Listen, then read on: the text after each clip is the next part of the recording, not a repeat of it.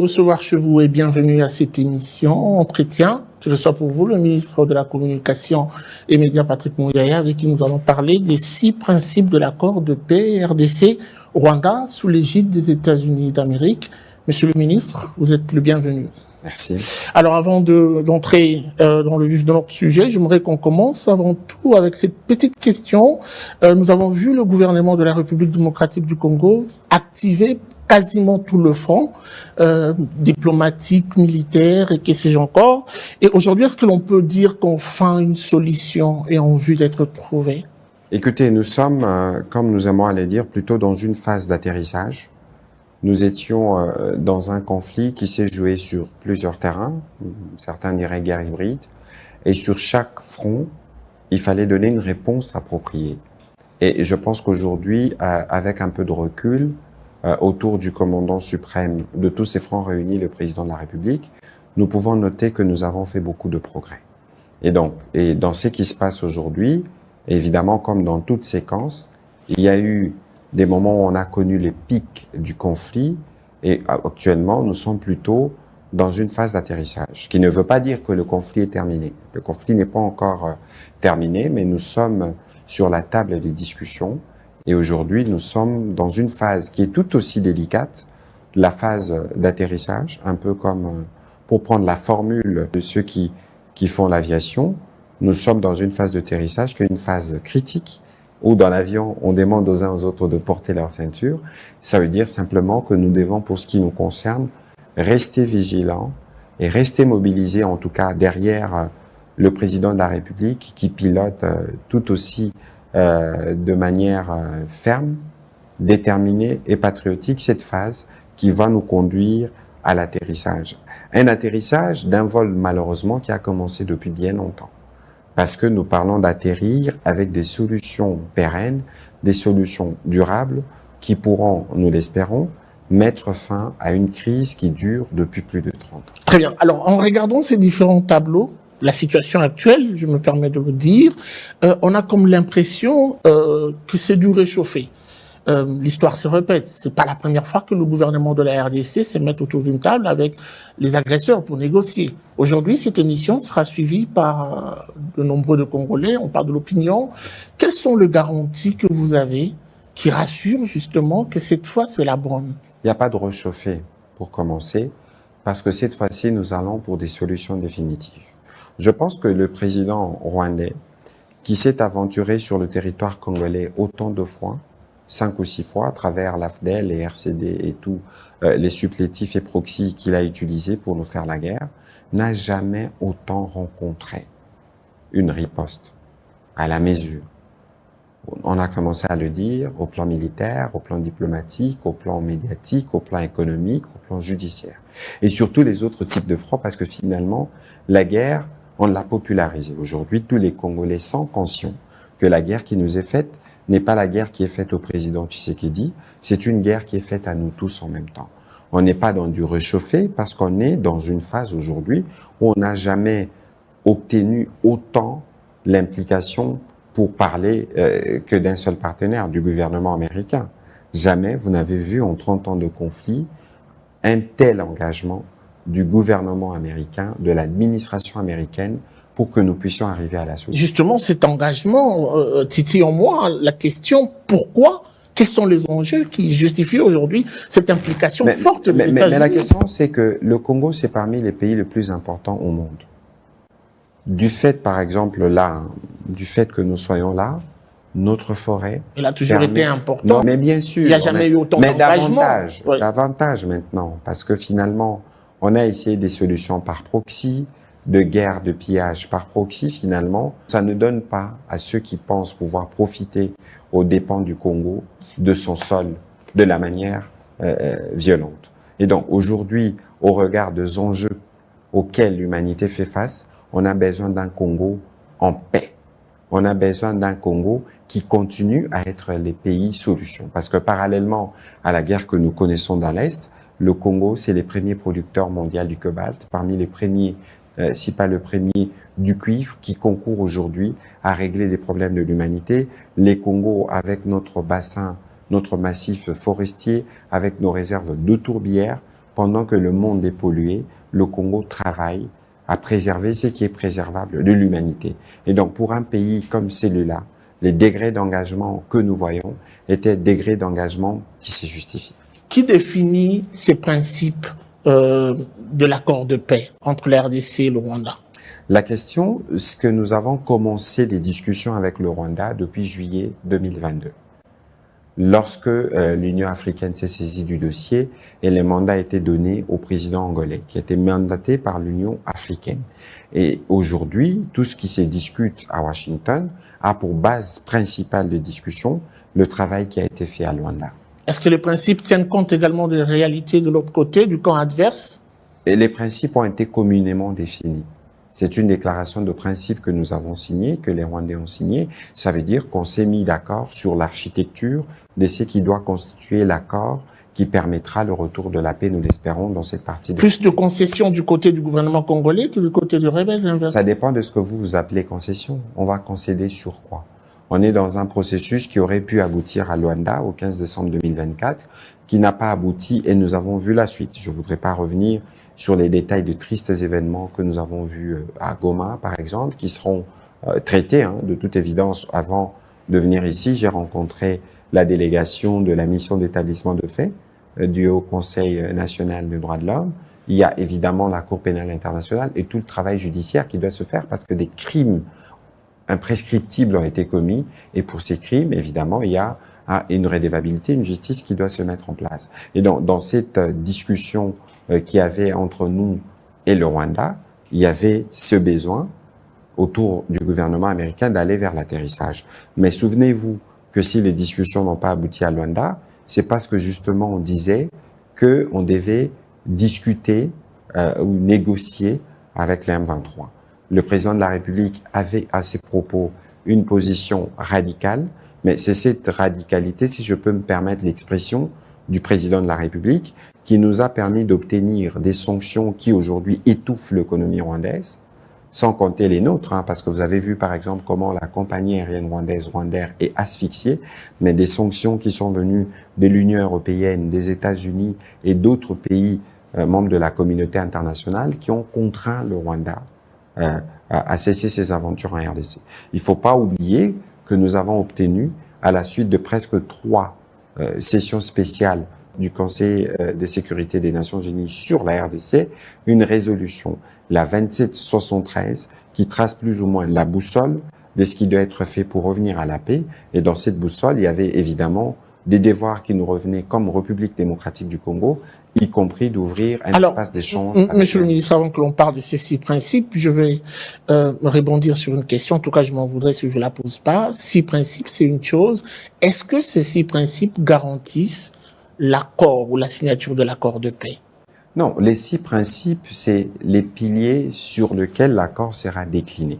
Donc, la garantie de l'accord viendra de discussions qui découleront de principes qui ont été définis, de principes qui, en réalité, résument les différents problèmes qui ont été sériés depuis le processus de Luanda.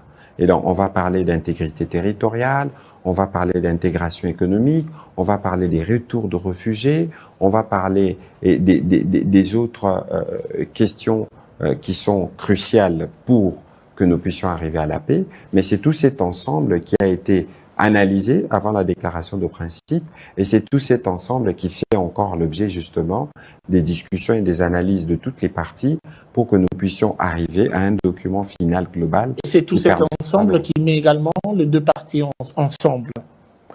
Évidemment, parce que nous sommes sur la table des discussions où chaque partie doit apporter ses éléments d'enrichissement dans ce qui avait été prévu dans le cadre de la déclaration de principe. Cela a déjà été fait et donc aujourd'hui, il y a des discussions qui se font autour des positions exprimées à la fois par nous et par les Rwandais. Très bien. Alors, les gens reconnaissent en vous cette facilité de mieux expliquer les choses.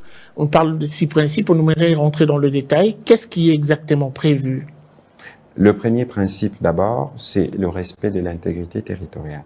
Il y a un esprit qui guide le président de la République et les gouvernements depuis le début de ce conflit, c'est qu'il ne faut lésiner sur aucun moyen pour s'assurer que les intérêts de la République démocratique du Congo sont préservés de la première à la dernière ligne. Et sur le premier principe qui porte sur des questions liées à la souveraineté, à l'indépendance et à l'intégrité du territoire de la RDC, c'est un principe non négociable.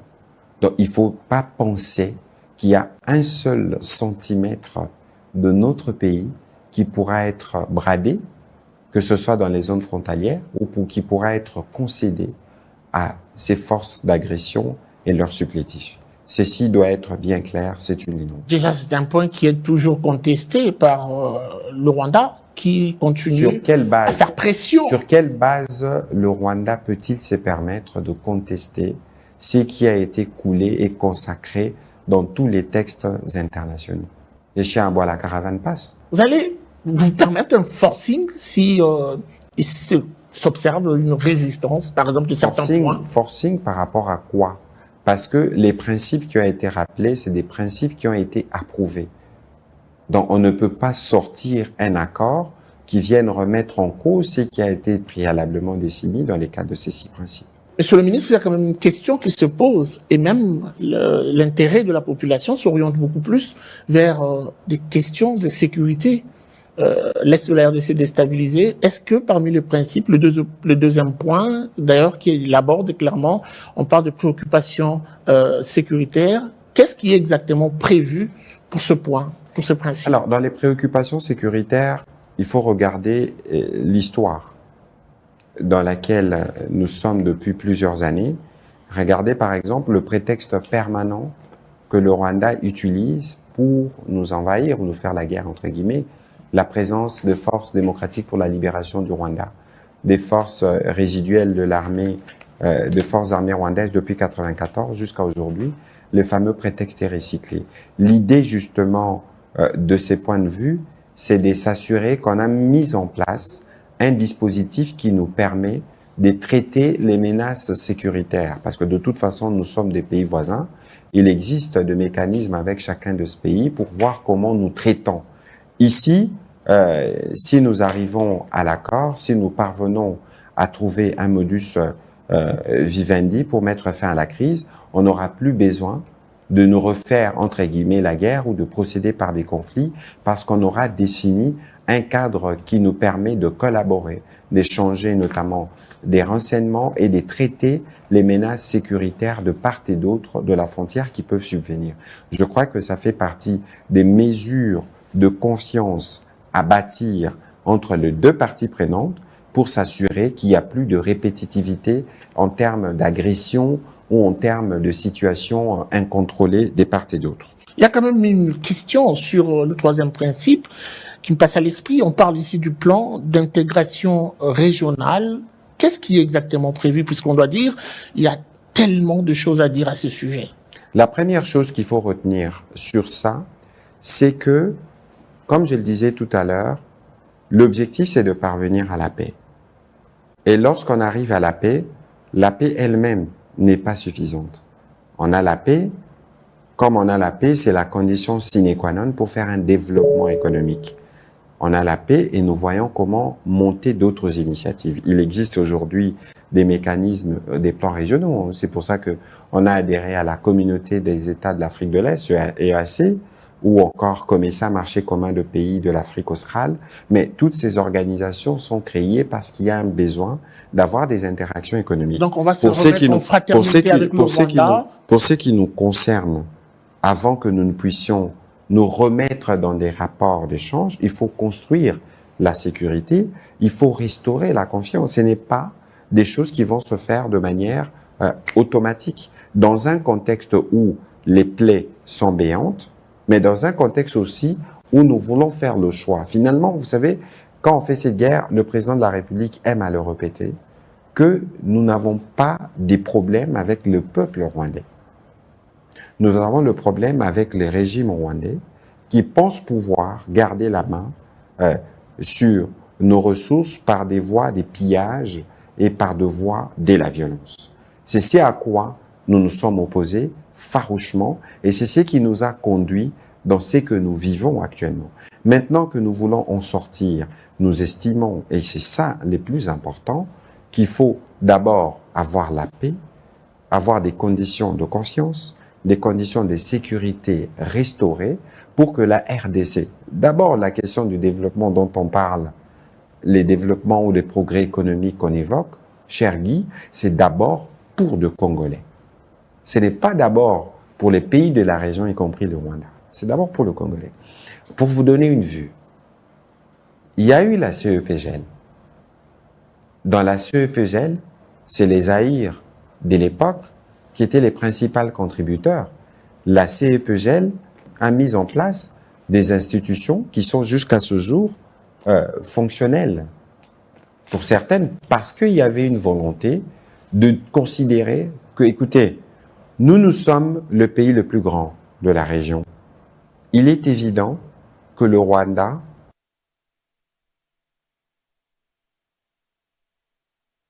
et le Burundi et les autres pays voisins ne peuvent pas vivre sans la RDC. Alors que nous pouvons vivre sans eux. Alors, la CEPGL, Communauté économique de pays du Grand Lac, a été créée justement pour ces besoins, de voir comment, au plan communautaire, on peut créer un cadre, on peut créer des projets intégrateurs qui profitent aux populations qui, en réalité, dans cette région, cher Guy, n'ont pas besoin de traverser des rivières ou de montagnes pour échanger. Monsieur le ministre, vous êtes congolais, vous parlez d'un pays qui a reçu suffisamment de coûts provenant du Rwanda. Vous parlez aussi de cette intégration régionale. Je retiens un mot sur lequel je vais rebondir, la confiance.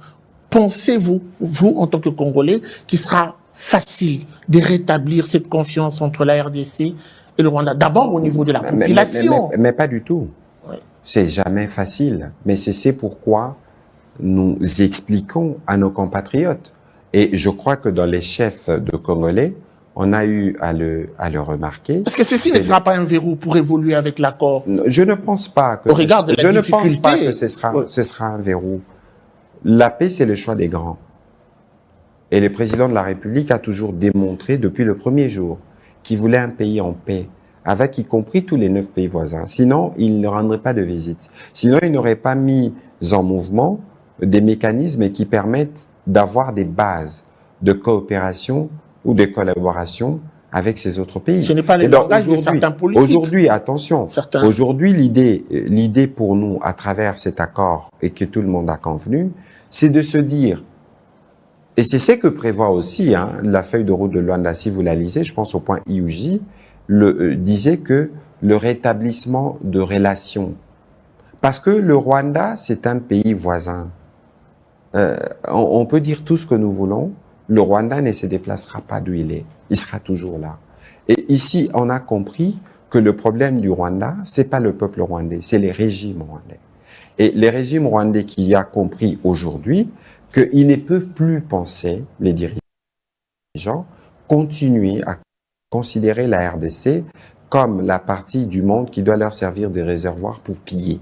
Et ici, nous disons, nous construisons la paix, nous restaurons la confiance. Le vrai travail, mon cher Guy, commencera après la signature de l'accord. Parce que tout ce que vous évoquez, toutes les plaies béantes que vous évoquez, nécessitent des mécanismes pour arriver à recréer la confiance. Et lorsqu'on recrée la confiance, on peut passer à la prochaine étape.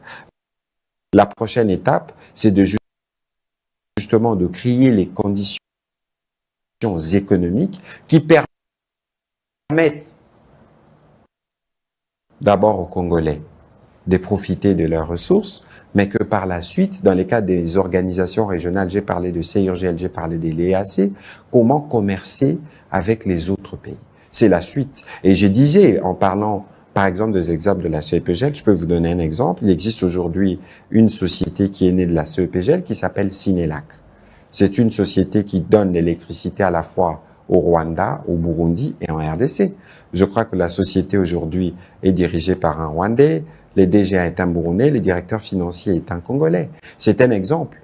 Malgré la guerre, le projet, la société continue d'opérer. Parce que, au bout d'un moment, les populations, surtout rwandaises, ne peuvent pas continuellement être prisonniers de la nature de leur régime. Et donc ici, il faut comprendre la volonté à la fois du président de la République de donner un essor de développement. Parce que pourquoi vous pensez que la guerre est devenue forte? Mais parce que nous avons créé des structures, notamment DRC Gold Trading, qui nous a permis de mettre de l'ordre dans la traçabilité de l'or, d'améliorer notre productivité. Et parce que de l'autre côté, si vous regardez la structuration du budget du Rwanda, vous allez voir que pour l'année qui se termine, c'est 1,5 milliard qui est venu de l'or produit illicitement. C'est pour ça que lorsque les Européens, à l'initiative de la Belgique et de la France, ont sanctionné la raffinerie de Gassabo qui récupère tous ces torts produits illicitement de l'Est de la RDC, a été un élément, un game changer dans l'attitude du Rwanda parce que les sanctions avaient pour vocation de les contraindre. Il y a quand même un de ces 6 principes qui m'intéresse beaucoup plus. On parle du retour des réfugiés, des déplacés, monsieur le ministre. Qui rentre où? Mais c'est évident que l'une des raisons pour lesquelles avec la guerre ethnique qui sévit, le prétexte, le reste. Non, je ne voudrais jamais aller dans le piège pour parler des guerres ethniques. Il n'existe pas de guerre ethnique au Congo. Au Congo, ce qui existe, c'est une invention rwandaise d'un conflit qui n'existe pas. Je vous donne un exemple. Monsieur le ministre, vous avez été au front pour dénoncer et même commenter ces ping-pong qui existent entre le Rwanda et la RDC sur les ethnies. Vous avez parlé, attention, vous avez parlé des guerres ethniques. Ouais. Il n'en existe pas en RDC. En RDC, nous avons combien d'ethnies? Évidemment qu'il y a des problèmes de cohabitation qui existent ici entre les Mbole et les Ngola en province orientale. On a plus proche de Kinshasa, les Mobondo. Nous avons des problèmes de ce genre. Le même problème, c'est vivre aussi mais dans l'Est de la RDC. Ici, c'est que nous vivons, attention, c'est une exacerbation. C'est un prétexte parce que l'on sait que la communauté internationale a été fortement marquée par les génocides de triste mémoire de 94, qui a touché une large partie de Tutsi et des Hutus modérés du Rwanda. On le connaît. Donc c'est sur ces stigmates que les régimes rwandais ont toujours pensé pouvoir exacerber la question des Tutsis et des Banyamulenge. Mais écoutez, nous, on a au gouvernement le ministre d'État Gisaro qui l'a dit publiquement, sa communauté n'a jamais mandaté le président rwandais d'être leur défenseur. Guy, nous avons 9 pays frontaliers. Nous avons des tribus riveraines. Dites-moi, chaque fois qu'on aura un problème avec, je ne sais pas, nos frères Zandé dans le nord ou des Bembe au Katanga, est-ce que c'est au président centrafricain ou zambien de penser qu'il doit intervenir? Non. Et cette attitude du régime rwandais expose nos frères de ces communautés parce que justement, ils sont vus par les autres frères comme suspects. Comment un président d'un pays voisin peut se présenter comme votre protecteur? Vous voyez? Et donc, c'est une attitude, je dirais, malsaine, qui n'a d'autre fondement que la division pour penser pérenniser une guerre. Quels sont les réfugiés qui doivent rentrer aujourd'hui en République démocratique? Aujourd'hui, il y a un travail qui a été fait autour du HCR. Je me souviens que cela a commencé sous les auspices de Antonio Guterres. Il y a eu des signatures, des accords entre les deux pays autour du haut-commissaire pour le réfugié à Genève, la RDC et les Rwandais. Il existe de commissions qui travaillent sur le sujet. On a recensé à peu près 200 000 réfugiés rwandais au Congo, à peu près 70 000 réfugiés congolais au Rwanda. Mais il faut savoir qu'il y a un principe de base pour ce qui concerne la question de réfugiés ou des déplacés, c'est que ça s'est fait sur la base volontaire. Il y a des mécanismes qui ont été prévus pour ce faire et cela ne peut se faire que dans un contexte de sécurité rétabli. On parle de la MONUSCO, on parle des forces qui doivent faire leur retour. Entre-temps, de l'autre côté, on doit dire que les Congolais n'ont pas été très favorables avec la présence de ces forces sur leur sol. Comment ça va se passer? Ça dépend de quelle force vous parlez, mais ici, il faut savoir que nous avons la MONUSCO, qui est une mission mandatée par le Conseil de sécurité et qui, malheureusement, retrouve, du fait justement des agissements du Rwanda à travers cette guerre, les besoins d'être encore renforcés. Alors que nous étions dans un processus où la MONUSCO était sur les départs. Et donc aujourd'hui, aujourd'hui, c'est bien évidemment un recul. Ouais. N'oubliez pas qu'il y a eu des réunions des chefs d'État à Dar es Salaam qui avaient fixé un plan, notamment comment on arrive à obtenir, on n'a peut-être pas parlé beaucoup de ça, à obtenir un cessez-le-feu, les cessez-le-feu qui est la base de tout. On obtient un cessez-le-feu, ensuite on dessert les taux sur Goma, parce qu'il faut permettre à Goma, notamment l'aéroport, d'être rouvert pour déverrouiller les activités qui doivent s'y dérouler, mais aussi les différents axes pour que les populations puissent y accéder ou les différents On ne peut pas se passer de la MONUSCO pour obtenir cette paix. La MONUSCO ici, en l'occurrence, a son rôle, y compris relevé dans les cadres de la résolution 2773, c'est pas seulement la MONUSCO. Il y a des discussions qui se font au niveau régional, qui impliquent, en tout cas, les chefs d'état-major d'autres pays avec un rôle spécifique à jouer lorsqu'il faudra s'assurer que Goma, parce qu'il faut que l'on reprenne l'administration du territoire, il y a donc des mesures transitoires qui doivent être prises pour permettre l'évacuation des forces qui y sont aujourd'hui et pour que progressivement les forces étatiques puissent retrouver leur place. Monsieur le ministre, la MONUSCO a fait preuve de beaucoup de faiblesse, vous êtes sans ignorer.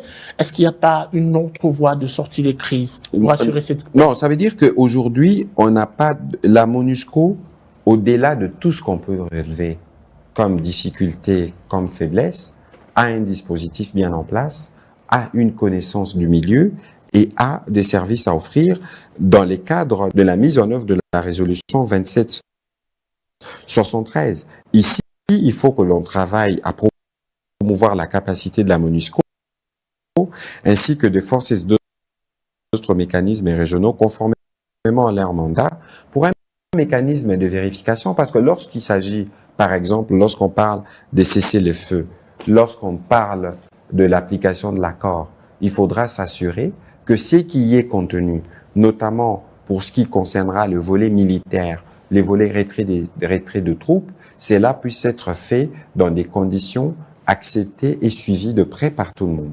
Et la MONUSCO, en l'occurrence, a un rôle à jouer, y compris sûrement avec les autres forces régionales, dans les cadres de différents processus qui étaient en cours pour s'assurer qu'une fois que l'accord de paix est signé, on peut commencer son implémentation avec des garanties de sécurité pour les uns et les autres, et ce n'est que de cette façon qu'on va évoluer.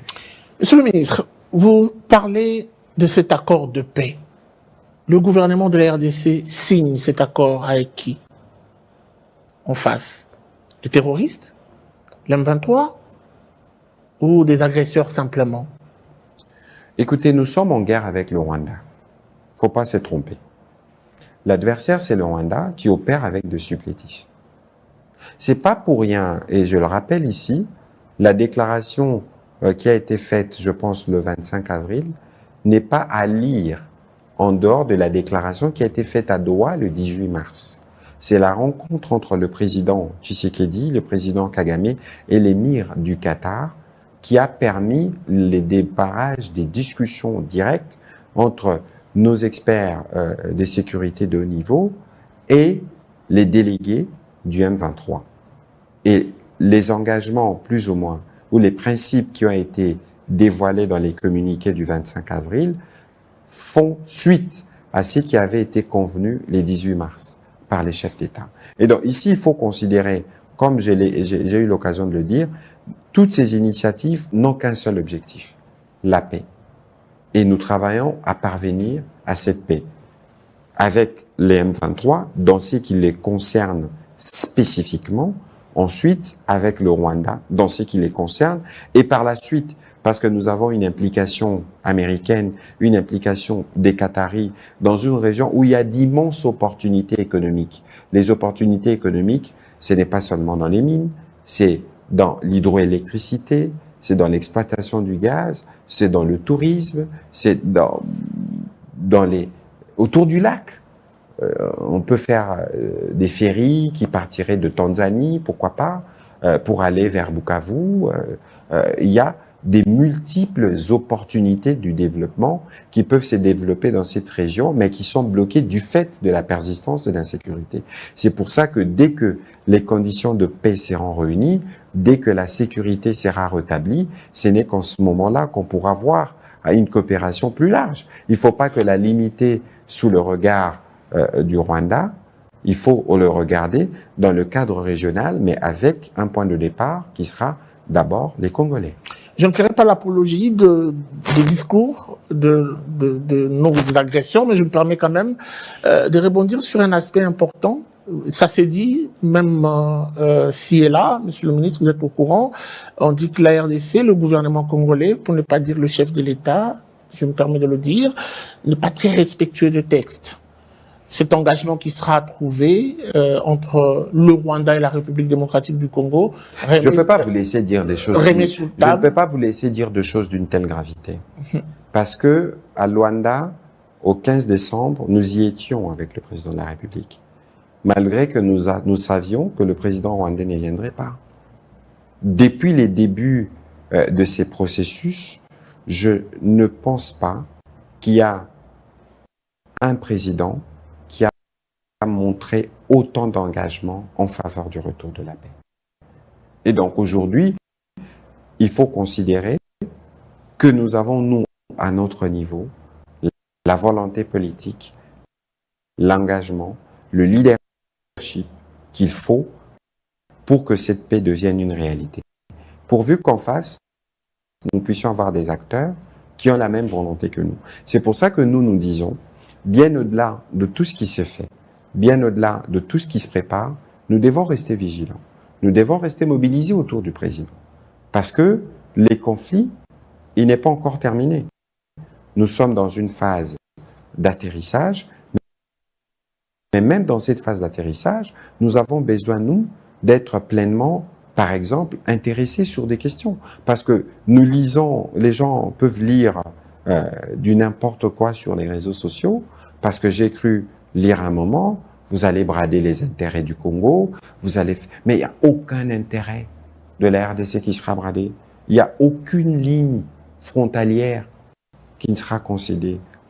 Aucun centimètre. Du premier au dernier point de l'accord, le président de la République et ses équipes, nous tous y compris, nous nous assurons que les intérêts de la RDC puissent être à tout prix préservés. Il y a quand même un discours des opposants qui disent c'est quand même surréaliste ces six principes au regard de la réalité congolaise et que le gouvernement va aller droit au mur. Votre réaction?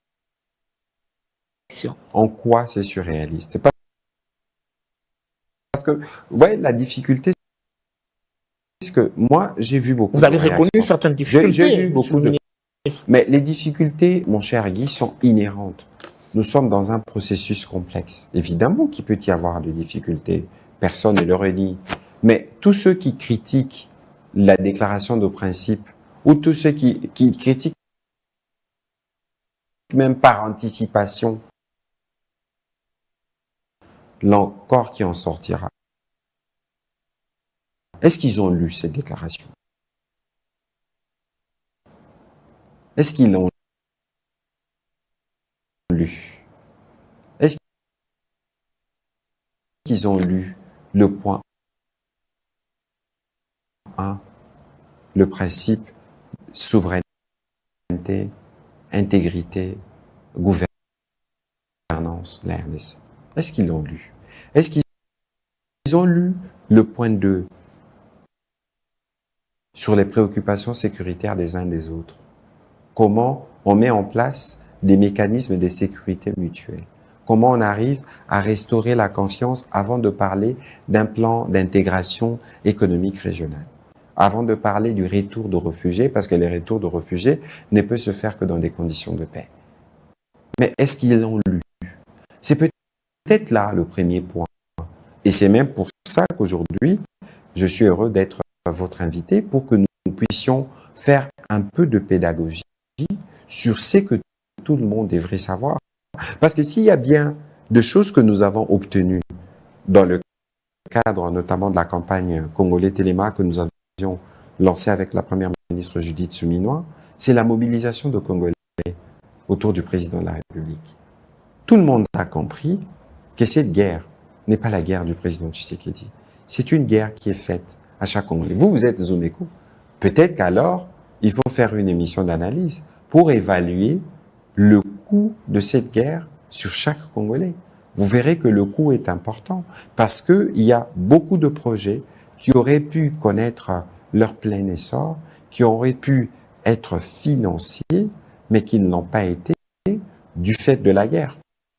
Et aujourd'hui, il faut plutôt se satisfaire de voir que malgré la guerre, nous avons réussi un nouvel accord avec les FMI. Ça veut dire que bien au-delà de tout ce que les opposants et les autres peuvent avoir comme critique dans un contexte démocratique, on peut leur concéder. Mais nous, quand nous regardons les partenaires avec lesquels nous discutons économie, voient tous les progrès que nous faisons. Et c'est cela le plus important pour le peuple congolais, parce que c'est ça qu'il attend de nous. Très bien. Monsieur le ministre, avant de finir cette émission, je voudrais qu'on fasse un tour dans l'Est de la RDC. Beaucoup de nos téléspectateurs, et même nous-mêmes, avions l'habitude de nous réveiller avec votre voix, soit dans une radio, soit à la télé, où vous étiez au front pour mobiliser les Congolais, dénoncer la situation, donner les grandes lignes. Depuis un temps, c'est le silence langage. Alors, quelle est la situation actuelle sur le terrain? Non, je ne pense pas que nous sommes dans un silence. Hier encore, nous parlions à l'occasion de moins en moins, il y a un briefing. De livres. Sinon, non, on parle de moins en moins de l'Est de la RDC. Attention. Le gouvernement communique sur la situation à l'Est de la RDC tous les jours. Parlons-en. Tous les vendredis, par exemple, nous faisons un point de la situation sécuritaire. Alors maintenant, peut-être que vous auriez voulu que ça fasse l'objet, et même pendant l'époque, nous ne faisions pas, attention, nous ne faisions pas de briefing au quotidien. Mais il ne faut pas oublier que dans le cadre justement de cette campagne de mobilisation, nous avons par exemple hebdomadairement ou quotidiennement la tranche Congolais Téléma sur la télévision nationale, qui revient quotidiennement sur l'actualité. Évidemment, nous intervenons. Ma collègue des Affaires étrangères intervient. Vous avez vu encore le dernier communiqué sorti par le ministre de l'Intérieur qui rappelle un certain nombre de faits. Et hier, j'ai démontré que les occupants font ce que moi j'appelle une gouvernance par crime, parce qu'il n'y a aucun problème qu'ils ne peuvent résoudre eux sans commettre de crime. Et quotidiennement, ils montrent leur incapacité à gouverner les parties du pays qu'ils occupent. Mais nous sommes dans un processus diplomatique qui nous permettra bientôt, nous l'espérons dès que les accords seront signés, de reprendre les contrôles et de restaurer toutes les administrations. Donc ici, il faut savoir aussi, c'est que nous sommes dans une phase où nous avons commencé un processus d'atterrissage.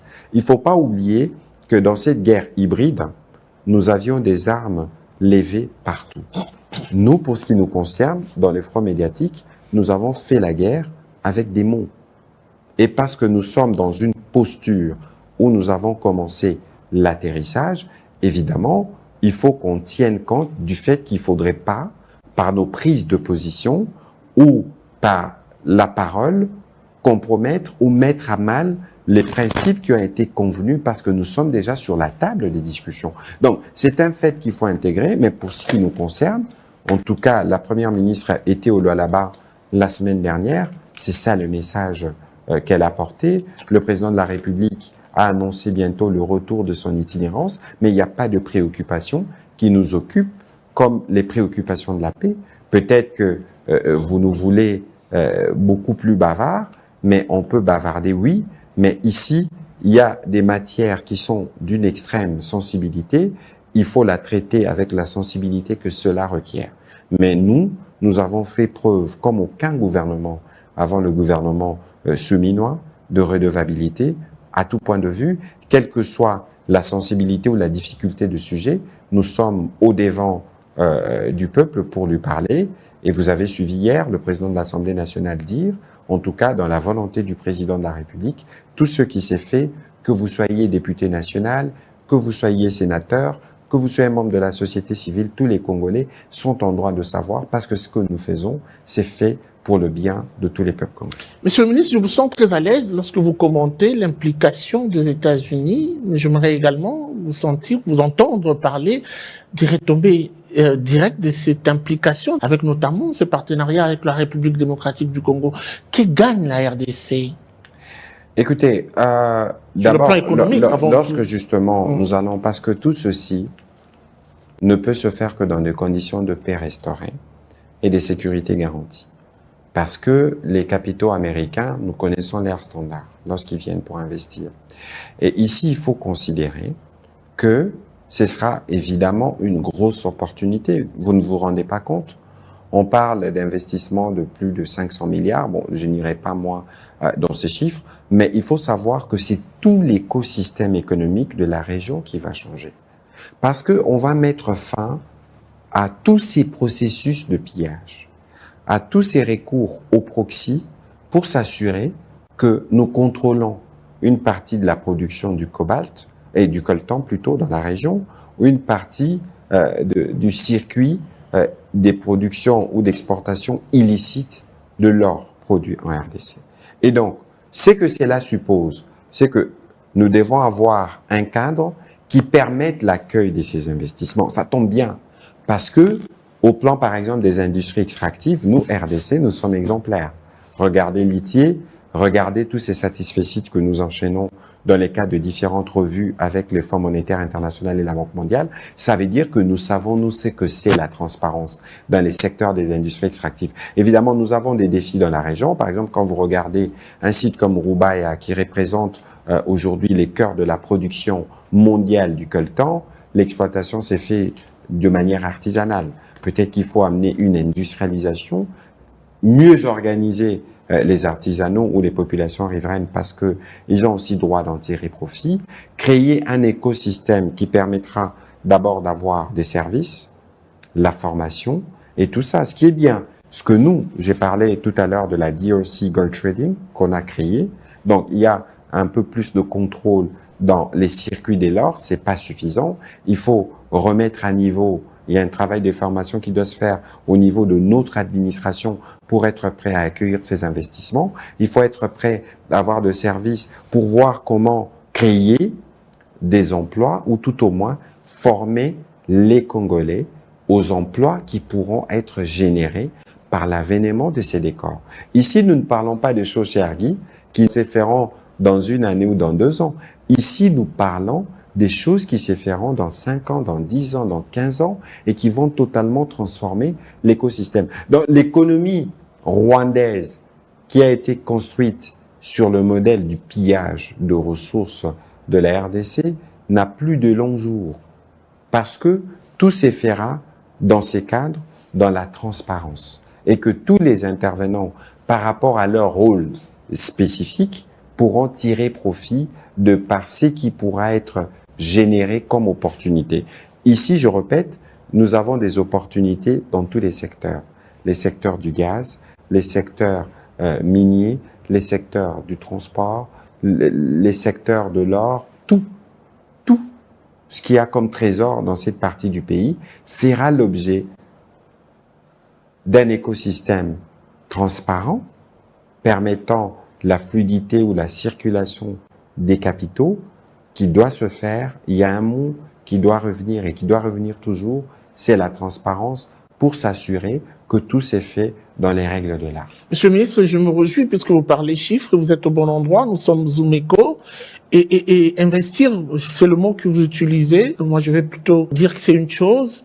Parlons cette fois-ci de la gouvernance, qui est d'ailleurs un critère important. Est-ce que aujourd'hui la RDC est un modèle, s'il faut parler de la bonne gouvernance? Je vous ai parlé de l'ITIE tout à l'heure.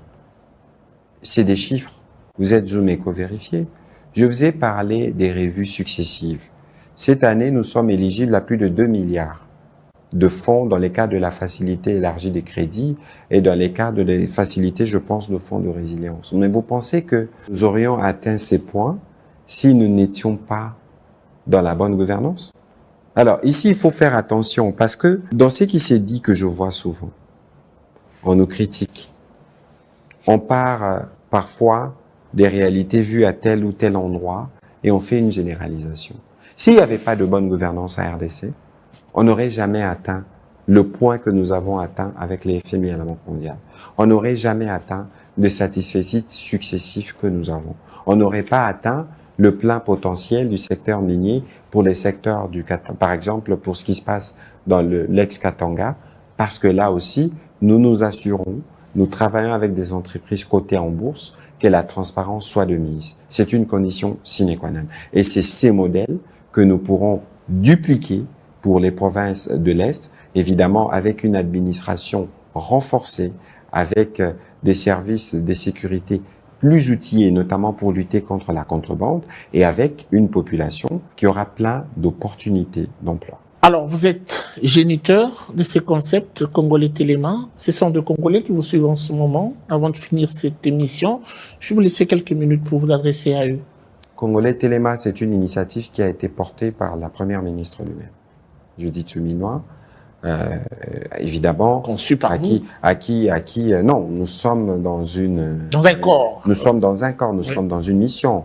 Et la première ministre, c'est elle qui nous permet de donner vie justement à deux idées. Il faut lui rendre la chandelle pour cette initiative qu'elle a bien portée.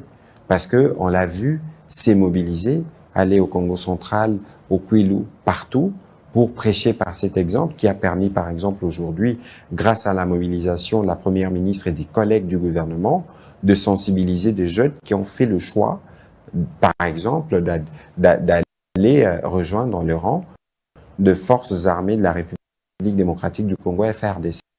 C'est une illustration, justement, du leadership dans un pays en crise. Et aujourd'hui, ce que moi je peux dire aux Congolais, c'est d'abord dire ma fierté.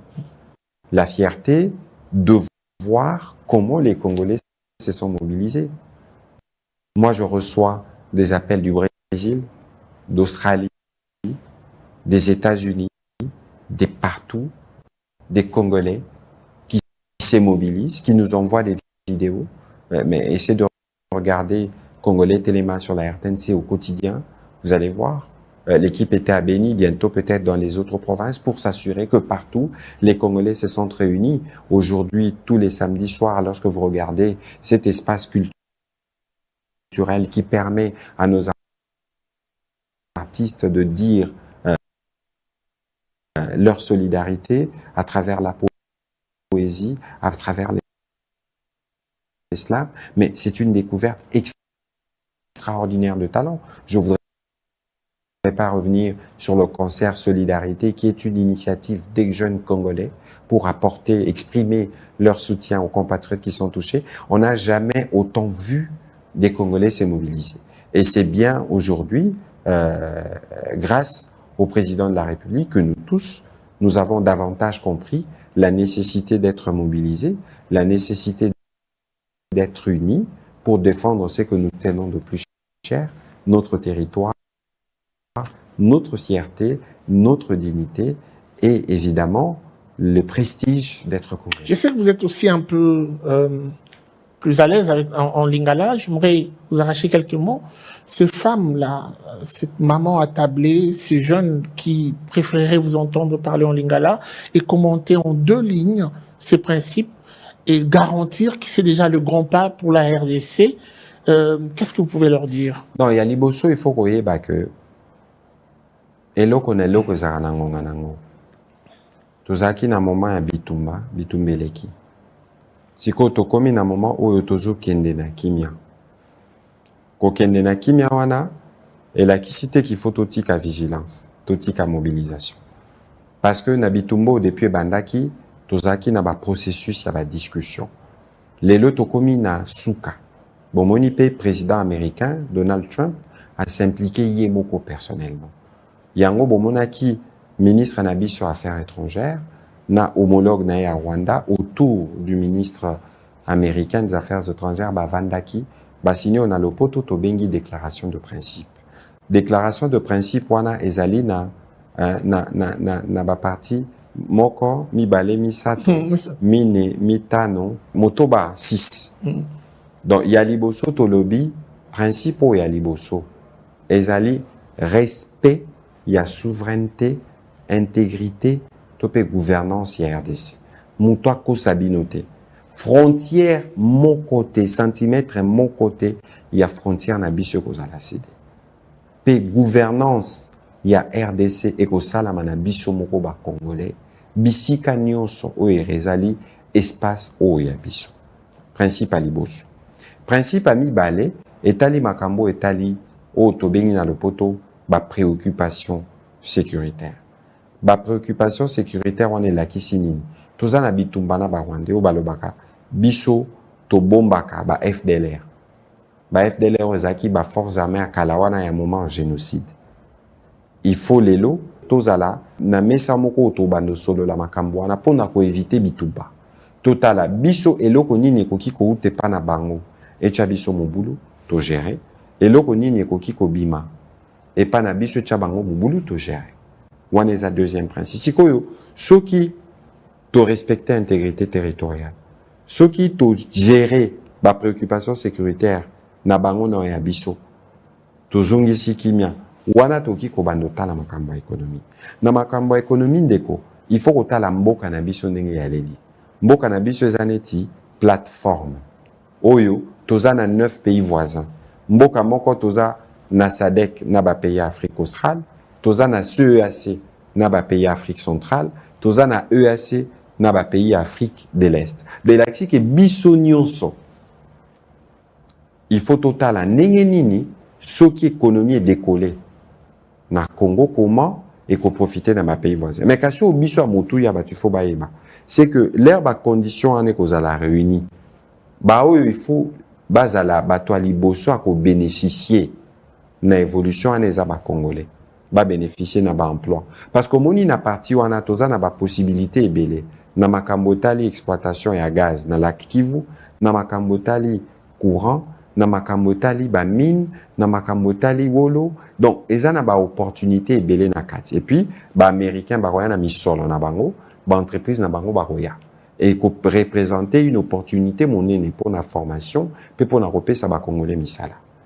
Et puis tokota la comment oye ko sala mana Congo ko zala na effet contagion. Tobo sana tende ko gi ke na batangwa kala tozalaka na oyo tozala ko benga CEPGL, Communauté économique des pays des Grands Lacs.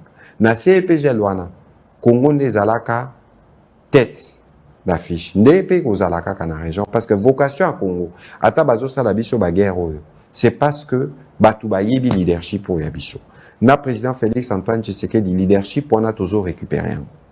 Kasi soko za leader, il faut yeba ndenge ko sunga. Bao baza pemeni bango pe batala ndenge nini bakozwa. Ozomona ti lelo toza na compagnie moko salama à l'époque Sinelac. Électricité bimara na lac Kivu, mais epé samara na Rwanda na Burundi. Malgré la guerre,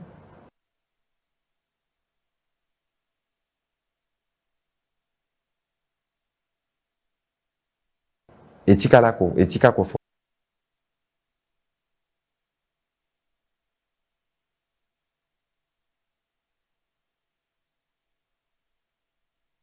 fonctionner parce que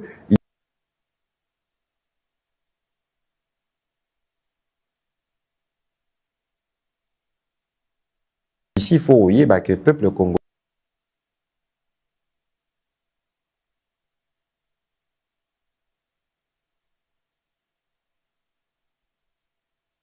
les peuples burundais, peuple rwandais, tout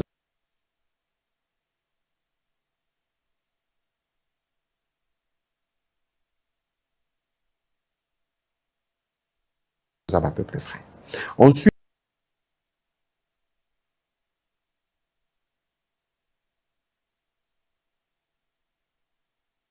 Ensuite, pour permettre Babilo Kwananyo ce salama moko, il y a raison à Bitumbo Tozaki na Rwandais makambo etali ba réfugiés. Yango musala moko esalamaka autour ya Otobenga na lopoto au commissariat des Nations Unies pour les réfugiés à Genève. Structure ya Nations Unies landela makambo wana.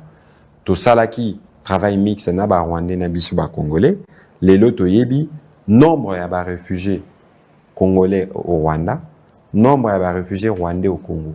Siko il faut tout définir mécanisme ndenge nini bango ba rozonga parce que ba rozonga sur la base volontaire. Et puis nabao il faut ba utawa na bazonga, nabao ba Congolais il faut tout identifier bango. O utawapi, o salaka wapi. Mais pour wane salama, il faut conditions de paix à la réunie. Ça veut dire que kimia il faut zonga na parti wana ndeko totala makambo wana. Et là mususu mutuya tolobaki o eza coulé na déclaration de principe wana eza statut à ba force. Ozomona o ezo sala man États-Unis eza discussion comme ma accord de paix. Mais accord de paix l'air ko signamé. Musala sikande ko banda à partir en ce moment-là. Comment on va faire pour en assurer l'implémentation? Ozomona. Mais pour salama tozana a besoin ba force oyo ba rozala parce que ba force rwandaise na ba supplétif na bango il faut neti ba bimagoma. Donc à un moment pour éviter la confrontation à force, tous en a besoin neti ya MONUSCO. Autant que en a besoin, il y a ba force, il y a SADC, TOPE, assez suivant mécanisme vous allez décider na niveau à ba processus de médiation pour s'assurer par exemple ce que lobby cesser les feux. Tous en a mécanisme moko vérification à cesser les feux pour s'assurer que lobby bao il faut ba bima toti na ba tuba bongisa aéroport à Goma ndenge ba sabota kango na ba force d'agression ba ye batali waneza statut ya ba force forta donc soko tali nyonso oyo salami na Washington et salami penza na bolandi nzela au président Félix Antoine Tshisekedi adressaki siko to komi na étape oyo biso to pesaki ba proposition na biso ba Rwandais ba pesi yango tozotala na ba américain ndenge nini toko sangisa comme ça tozala na accord moko général au l'air et ko signamé ba congolais nyonso fo ba yeba ke eloko moko te ko salama na Washington et ko salama contre ba intérêt na bango eloko moko te ko salama na Washington et ko salama oyo ko bebisa ba intérêt na biso donc ba bisika bazali bazala na kimia bazala na confiance na président de la République